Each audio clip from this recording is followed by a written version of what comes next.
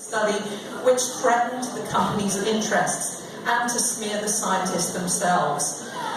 We find that Monsanto's interests are very often represented by third parties such as public relations firms or ostensibly independent academics and scientists, and this is a PR technique known as the third party technique. The corporations put their messages into the mouths of supposedly independent scientists because the public tend to believe those people more than they would believe Monsanto. I'm using as my example the Seralini study because it is the most extreme case of malicious and scientifically inaccurate public relations tactics being used to kill an inconvenient study. And in fact, some very interesting follow-up research shows that those who attacked this study were unjustifiably putting public health at risk.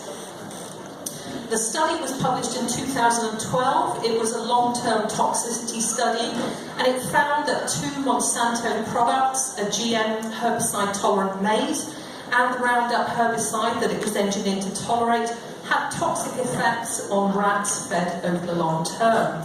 And those effects were specifically liver and kidney damage, and also a trend of increased tumours in most of the treatment groups. Now, as soon as this study was published, within hours, a massive PR campaign sprang up to try and discredit it and to pressure the editor of the journal that published it, Food and Chemical Toxicology, to retract it. And the UK-based Science Media Centre, I'm ashamed to say, because this is my own country, was in the forefront of the attacks. The SMC disseminated quotes denigrating the study from these third-party experts. The SMC is 70% funded by corporations, including Monsanto. However, the press consistently represents the SMC as if it's the voice of independent science. The SMC later claimed credit for killing this study in the media.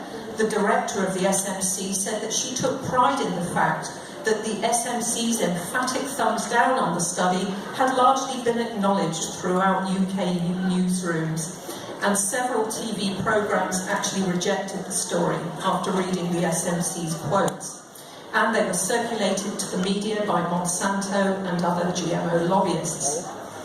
Now, the SMC's quotes appeared in media coverage worldwide, and one appeared in the New York Times with the scathing comments of Bruce M. Chassey, who is Professor Emeritus of Food Science at the University of Illinois. What we didn't know at that time was that actually Chassey has received Monsanto funding to the tune of $57,000 over less than 2 years, and to many of us here that's a great deal of money.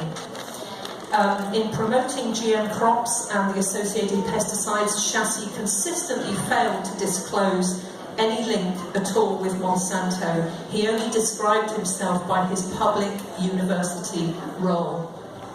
And in fact, Chassey and the University of Illinois told Monsanto to put its payments through the University of Illinois Foundation, and that's because their records are shielded from public scrutiny.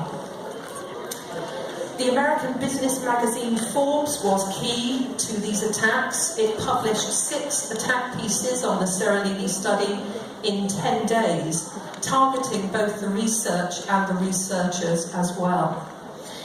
It drew on quotes from the Science Media Centre. One of these articles actually labelled the paper a fraud. To me, that was a clear libel, and it should have been a red flag to libel lawyers, and in fact there was a happy ending to that particular thread, which I'll tell you about. But this article that labelled the paper a fraud was written by a US former tobacco lobbyist and GMO pesticide defender Henry I. Miller, together with Bruce Chassey, who was receiving Monsanto funding. And the Forbes article accused Seralini of gross scientific misconduct and of having a long and sordid history of activism. It told the editor of Food and Chemical Toxicology that the only honourable course of action would be to retract the paper immediately. 4 years later, this September, I'm glad to say that Seralini won a libel case against this French news magazine, which had repeated Henry Miller's allegation of scientific fraud. But back to the anti-Seralini smear campaign, an online petition, or iPetition, was set up, demanding in the name of the scientific community, whoever they are, that Seralini hand over all his raw data. And this petition was aggressively promoted on social media, with the implication that the researchers had something to hide.